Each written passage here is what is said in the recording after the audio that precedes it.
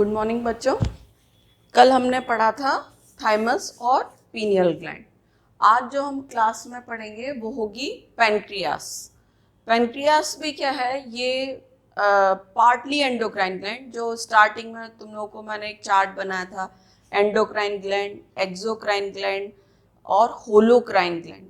ठीक है, तो एंडोक्राइन ग्लैंड तो प्योरली जो ग्लैंड्स हैं डक्टलेस ग्लैंड हैं। ठीक है, एक्सोक्राइन ग्लैंड जिनमें डक्ट हैं जो अपने टारगेट ऑर्गन तक एक ट्यूब्यूल के थ्रू पहुंचती हैं, और होलोक्राइन ग्लैंड वो होती हैं जिनका कुछ पार्ट, मतलब वो जो ग्लैंड होती है उसका कुछ पार्ट एंडोक्राइन और कुछ पार्ट एक्सोक्राइन होता है। तो जैसे हमने ओवरी हो गया, टेस्टिस हो गई, मतलब गोनेड्स हो गए, टेस्टिस, ओवरी, पैनक्रियास, ये जो है ये भी क्या होगा, एक पार्टली एंडोक्राइन ग्लैंड है, क्योंकि हमें पढ़ना है एंडोक्राइन ग्लैंड्स। ठीक है, तो एंडोक्राइन ग्लैंड पढ़ना है तो हमें ये भी पढ़ना पड़ेगा पार्टली एंडोक्राइन ग्लैंड, क्योंकि उसका एक पार्ट तो एंडोक्राइन से बना हुआ है। तो ये जो है पैनक्रियास जो होता है, ये पता ही है पैनक्रियास कहाँ होगा, जो स्टमक होता है हमारा, जो एलिमेंट्री कैनाल है, उस एलिमेंट्री कैनाल में ये स्टमक, और स्टमक के बाद क्या होता है, स्मॉल इंटेस्टाइन का पार्ट कौन सा आता है, डिओडिनम। तो ये जो डिओडिनम का ऐसा लूप होता है, ये डिओडिनम का जो लूप होता है, उस लूप में एक लीफ के समान, एक पत्ती के समान संरचना होती है, ये कहलाती है पैनक्रियास। ठीक है, इस पैनक्रियास में एक होती है पैनक्रियाटिक डक्ट। ठीक है, और वो पैनक्रियाटिक जूस सिक्रीट करती है। इसी पैनक्रियास में यहां पर होगा गॉल ब्लैडर। ठीक है, ये गॉल ब्लैडर भी यहां से एक बाइल डक्ट निकलेगी जो अपना सिक्रीशन कहाँ, लिवर में देती है, तो वो पैनक्रियास में देती है। तो हमें जो पढ़ना है, अब पढ़ना है ये पैनक्रियास, जो डिओडिनम में, डिओडिनम, जेजुनम, इलियम, इंटेस्टाइन के पार्ट हैं। तो जो डिओडिनम पहले एक स्टमक से निकलते ही एक लूप लाइक स्ट्रक्चर होता है, तो उस लूप में ये पत्ती के समान संरचना है। तो ये जो पैनक्रियास है ये हमारी सेकंड लार्जेस्ट ग्लैंड है। ठीक है, तो ये जो सेकंड लार्जेस्ट ग्लैंड है, सबसे पहले A.S. शिफर साइंटिस्ट थे, उन्होंने इसके बारे में, पैनक्रियास के बारे में सबसे पहले इन्होंने पैनक्रियास नाम दिया था और इसको एक्सट्रैक्ट किया था, मतलब प्राप्त निकाला था, वो थे बास्टिंग एंड बेस्ट। ये साइंटिस्ट थे, इन्होंने पैनक्रियास को सबसे पहले एक्सट्रैक्ट किया था।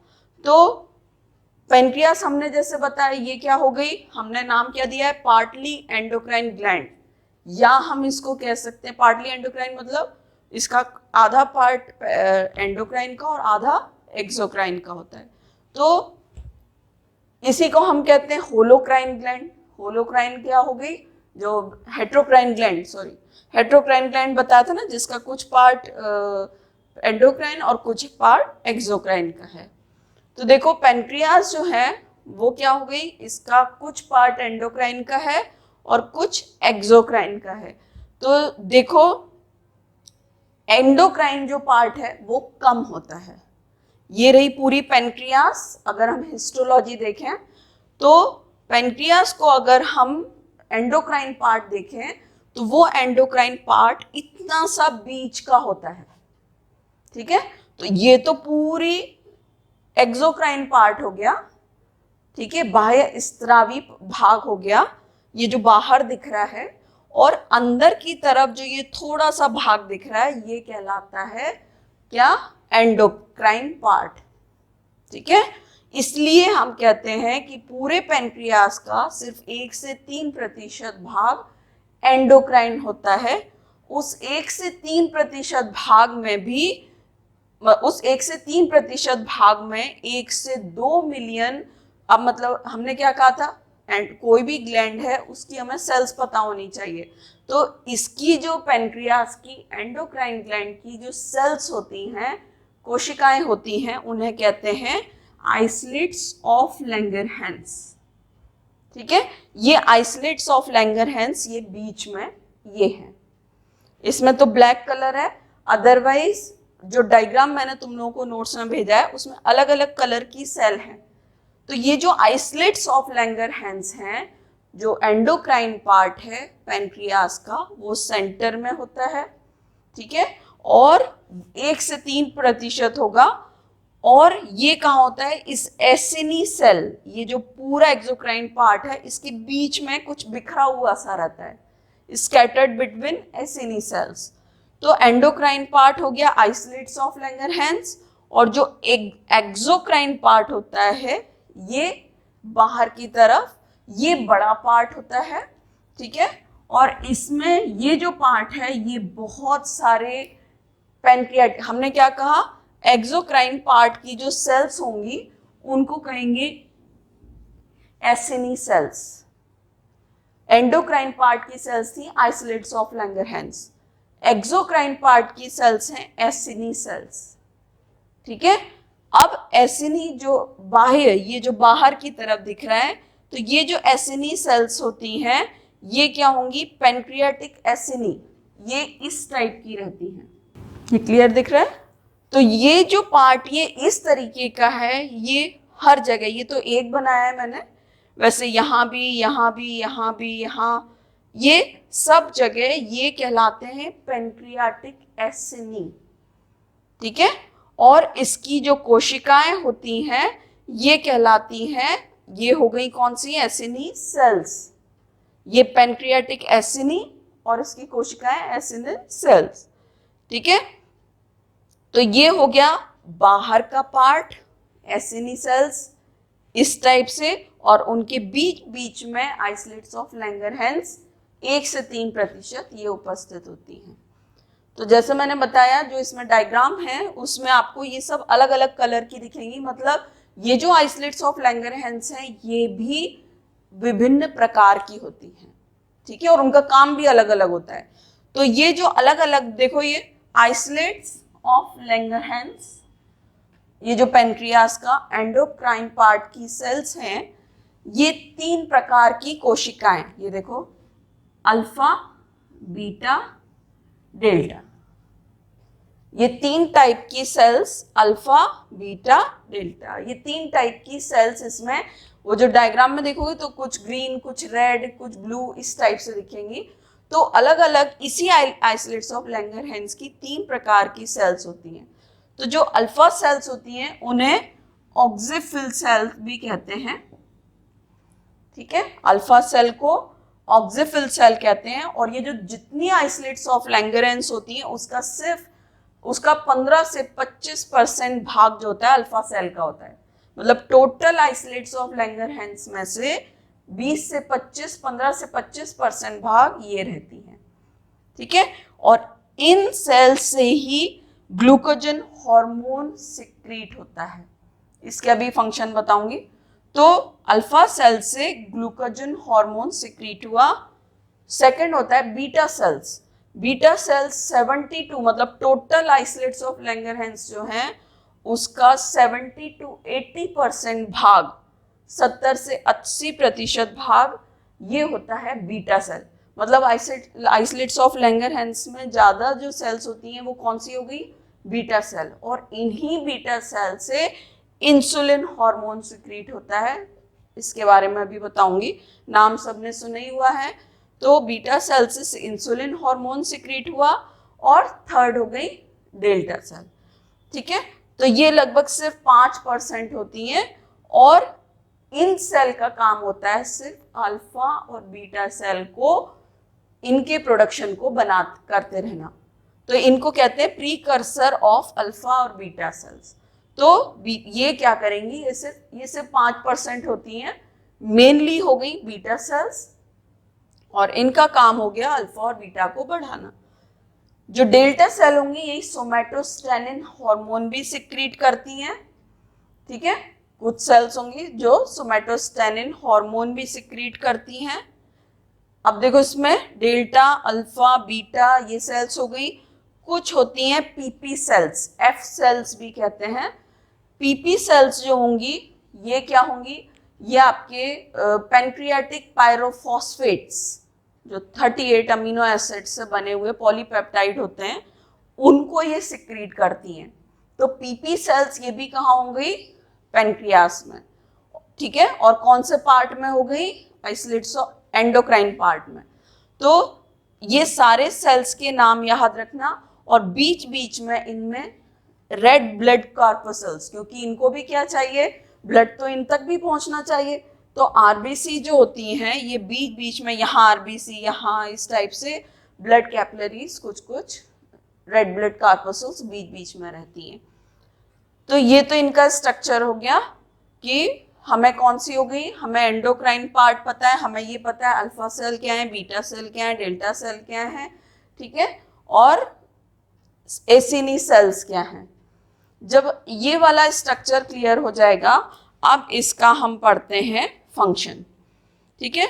इंसुलिन हार्मोन, इंसुलिन हार्मोन कौन सा हो गया, ये बीटा सेल जो पेनक्रियास है उसके एंडोक्राइन ग्लैंड की आइसोलेट्स ऑफ लैंगरहैंस सेल्स में से बीटा सेल्स जो रहेंगी वो इंसुलिन हार्मोन सिक्रीट करती हैं। इंसुलिन हार्मोन का काम क्या होता है, जो हम कहते हैं डायबिटीज इंसिपिडस, डायबिटीज को कंट्रोल करना। मतलब क्या हुआ कि इस हार्मोन का मेन काम है बढ़े हुए शुगर लेवल को नॉर्मल लाना, ठीक है। जैसे हमने खाना खाया, खाना खाने के बाद जो हमारा ग्लूकोज होता है, हम कार्बोहाइड्रेट के फॉर्म में या जो फैट हैं वो हमारे स्टोर होते हैं, या तो ये क्या हो गया, जो हमारे स्टोर होने वाले ग्लूकोज को ग्लाइकोजन में कन्वर्ट, ये जो हार्मोन है ये क्या करेगा, ग्लूकोज को ग्लाइकोजन में कन्वर्ट करके और सेव कर देता है, मतलब फर्दर यूज के लिए। अब जब काम पड़ेगा तो ये ग्लाइकोजन अगेन फिर ग्लूकोज में चेंज होकर हमें एनर्जी दे देता है। पर जो हमें डायबिटीज कहते हैं उसमें क्या होता है, ये जो बीटा सेल्स होती हैं, पैनक्रियास प्रॉपर काम नहीं करता। कहते हैं ना कई जो इसकी मेडिसिन आती हैं डायबिटीज में, उसमें कहते हैं पैनक्रियास को स्टिमुलेट करती हैं। वो पैनक्रियास को स्टिमुलेट करना मतलब जो पैनक्रियास की बीटा सेल स्टिमुलेट हुई तो वो क्या करने लगेंगी, इंसुलिन सिक्रीशन करने लगती हैं। जब पैनक्रियास प्रॉपर काम ही नहीं करता तो क्या होगा कि जो आपका इंसुलिन हार्मोन है वो बनेगा ही नहीं। इंसुलिन हार्मोन नहीं बना तो क्या होगा, जो ग्लूकोज का लेवल ब्लड में बढ़ रहा है वो और बढ़ता जाएगा, स्टोर ही नहीं होगा।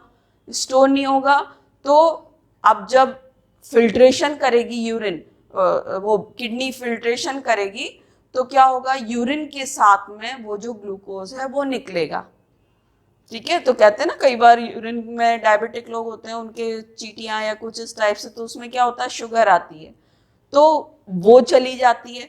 अब हमारे एनर्जी देने वाले मॉलिक्यूल्स जो एनर्जी देते हैं वो हमें पहले सबसे ज़्यादा एनर्जी जो हमें एनर्जी देता है वो कार्बोहाइड्रेट होते हैं। जब ब्लड बॉडी से आपके कार्बोहाइड्रेट ही चला गया, ग्लूकोज चला जा रहा है, निकल रहा है, वो स्टोर ही नहीं हो रहा, तो एनर्जी कौन देगा, एनर्जी देगा फिर हमारे फैट। जब फैट, तो देखा होगा ज़्यादातर जो डायबिटिक लोग होते हैं उनका क्या होगा, बॉडी वेट एकदम से कम होने लगता है। मतलब क्या हुआ, उनको कार्बोहाइड्रेट तो एनर्जी दे नहीं रहा। अब जब आपके कार्बोहाइड्रेट एनर्जी नहीं देते तो आपको फैट आपका मेटाबोलाइज होता है, तो जो आप डायबिटीज में जो फैट होता है वो एनर्जी देना स्टार्ट करता है, तो फैट खत्म होता है बॉडी का। और जो इंस्टेंट एनर्जी वो तो कार्बोहाइड्रेट से ही मिलती है, इसलिए क्या होता है, बॉडी से भी वीक होते हैं और वैसे भी वीकनेस लगती है। तो इंसुलिन हार्मोन का काम समझ में आ गया होगा। तो इसका जो काम है वो पहला काम क्या हो गया, जो ग्लूकोज का लेवल, बढ़े हुए ग्लूकोज का लेवल नॉर्मल लाना, ठीक है। दूसरा इनका इंपॉर्टेंट क्या हो गया, जो नॉर्मल पता ही है, नॉर्मल कितना होता है शुगर का लेवल, 60 to 100 मिलीग्राम्स पर 100 ml ऑफ ब्लड, इतना नॉर्मल होना चाहिए। तो अगर इससे जरा सा ज़्यादा हुआ तो क्या होगा, हाइपोथैलेमस पेनक्रियास को कहेगा, pancreas beta cells insulin secrete करने लगेगी और इंसुलिन हार्मोन जो बढ़े हुए लेवल को नॉर्मल लाएगा। जैसे ही नॉर्मल हुआ ब्लड में पता चलेगा तो हाइपोथैलेमस इनहिबिट करने का हार्मोन कहेगा पेनक्रियास को कि भाई आप इस चीज को रोको, तो पेनक्रियास क्या करेगा, उसका इंसुलिन का सिक्रीशन बंद करा देगा।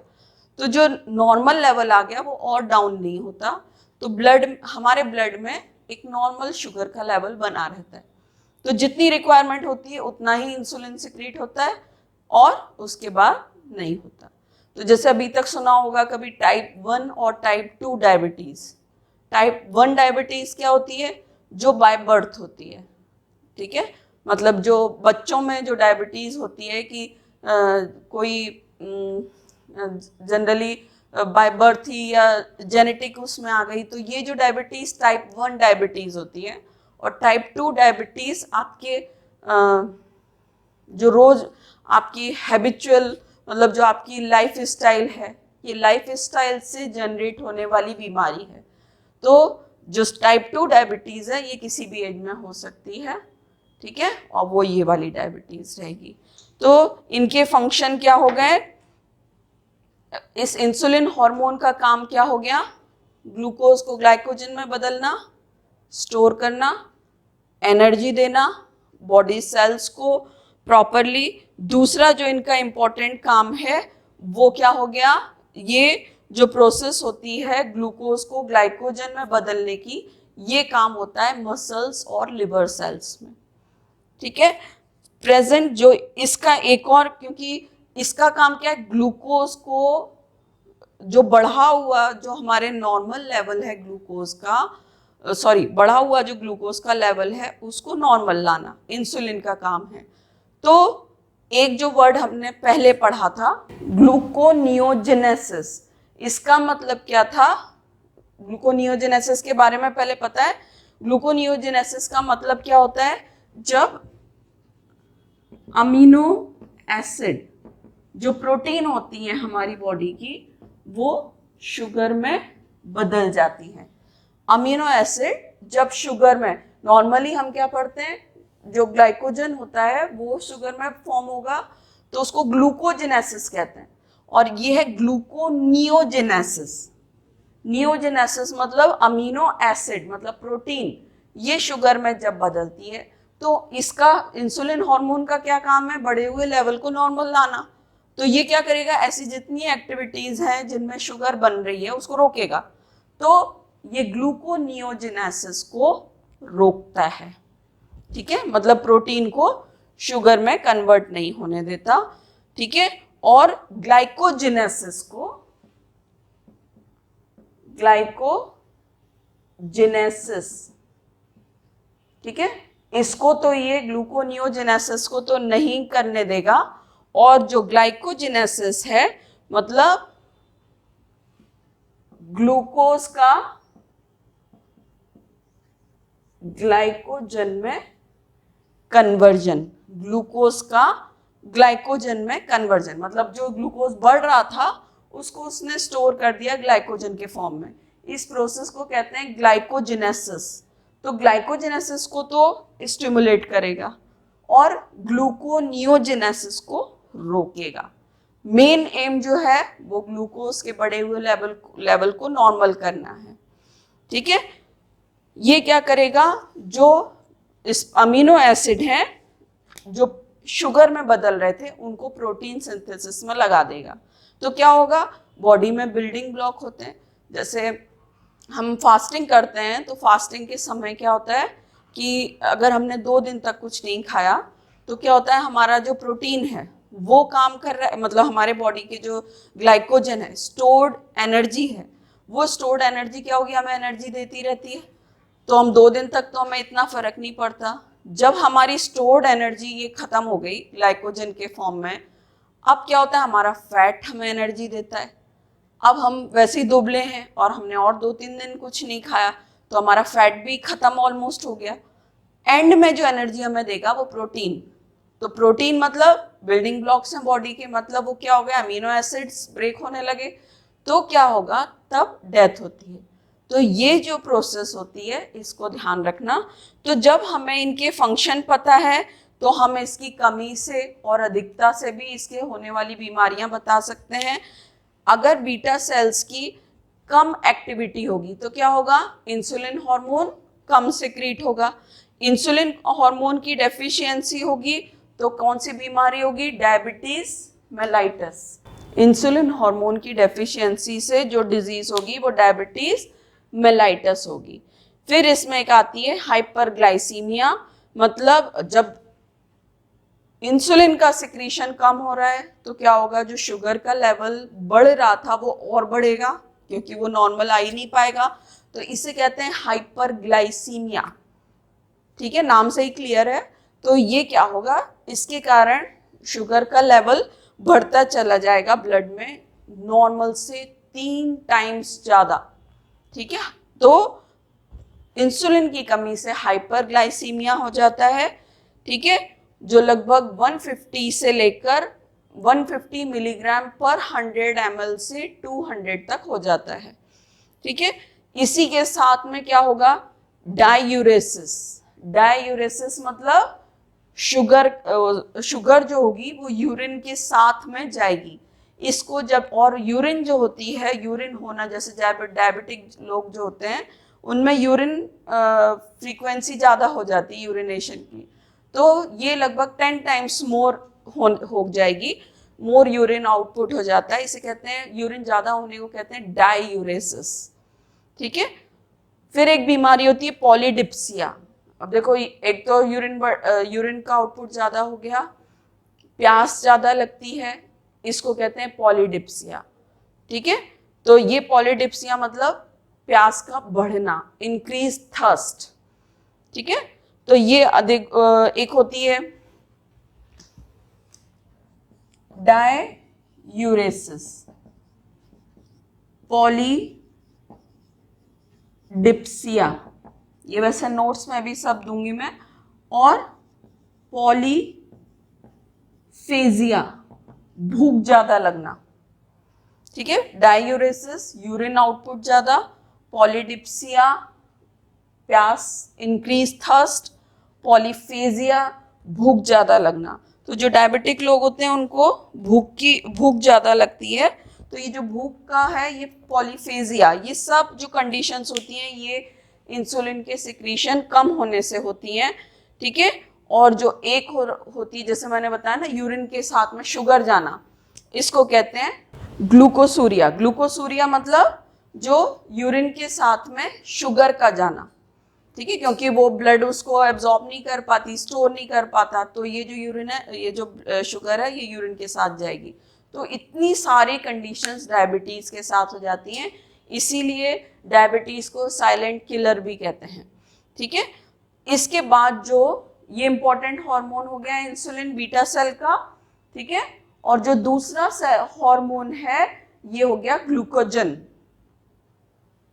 किससे सिक्रीट हो रहा है, आइसोलेट ऑफ लैंगरहैंस की अल्फा सेल से, और ये हार्मोन कौन सा हो गया, ग्लूकोजन,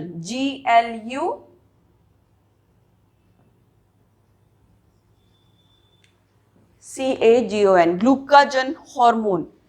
इस हार्मोन का ध्यान रखना, काम इंसुलिन के अपोजिट है। अपोजिट है मतलब इंसुलिन क्या कर रहा था, बढ़े हुए शुगर के लेवल को नॉर्मल ला रहा था। ग्लूकोजन जो होगा वो जो लो हो गया शुगर का, भी शुगर का लेवल लो भी होता है नॉर्मल से, तो उस लोअर लेवल को नॉर्मल लाने का काम ये ग्लूकोजन हार्मोन करता है। तो ये इसका जो काम रहेगा, मतलब जितने अभी बताए हैं उसके बिल्कुल अपोजिट। मतलब ये क्या करेगा, अभी तक जो इंसुलिन हार्मोन था, इंसुलिन हार्मोन क्या कर रहा था, ग्लूकोनियोजेनेसिस, इसको नहीं कर रहा था, प्रिवेंट कर रहा था, रोक रहा था। ये हार्मोन जो ग्लूकाजन है, एक लाइन ध्यान रखना, इंसुलिन का उल्टा, तो जो काम इंसुलिन के हैं उसके उल्टे इसके होंगे। तो ये ग्लूकोनियोजेनेसिस, जब इस हार्मोन को क्या करना है, ग्लूकोज का लेवल बढ़ाना है, तो जितनी ग्लूकोज बनने वाली प्रोसेस है उनको करेगा ये। तो अमीनो एसिड से शुगर बनेगी, इस प्रोसेस को ये करेगा, ग्लूकोनियोजेनेसिस करेगा। ग्लूकोजेनेसिस जिसमें ग्लूकोज से ग्लाइकोजन कन्वर्ट हो रहा है उसको ये रोकेगा, क्योंकि अगर ये रोकेगा नहीं, इसको तो क्या करना है, इस ग्लूकोज हार्मोन को ग्लूकोज का लेवल जो कम हो गया है उसे नॉर्मल करना है, तो ये ग्लूकोज को कन्वर्ट होने से रोकेगा। ठीक है, तो ये जो प्रोसेस है ये दोनों इसमें ध्यान रखना। और जो एक सोमेटोस्टेनिन हार्मोन बताया, ये क्या करता है, जो भोजन हमारा डाइजेस्ट हो मतलब हमारा इंटेस्टाइन में आके वो फुल्ली डाइजेस्ट हो जाता है, तो उसको पुनः अवशोषण या रीएब्जॉर्प्शन का, या हम कहते हैं कि आपका खाना क्या होता है, इंटेस्टाइन में आता है और वहाँ तक आके वो फुल्ली डाइजेस्टेड हो जाता है, पच जाता है। तो ये पचने के बाद में क्या होता है, हमारी एलिमेंट्री कैनाल की भित्ति या वॉल से हमारे ब्लड में एब्जॉर्ब हो जाता है, अवशोषित हो जाता है ये पचा हुआ खाना। ठीक है, और अवशोषित होने के बाद में ये जहां जरूरत होती है बॉडी में वहां जाता है।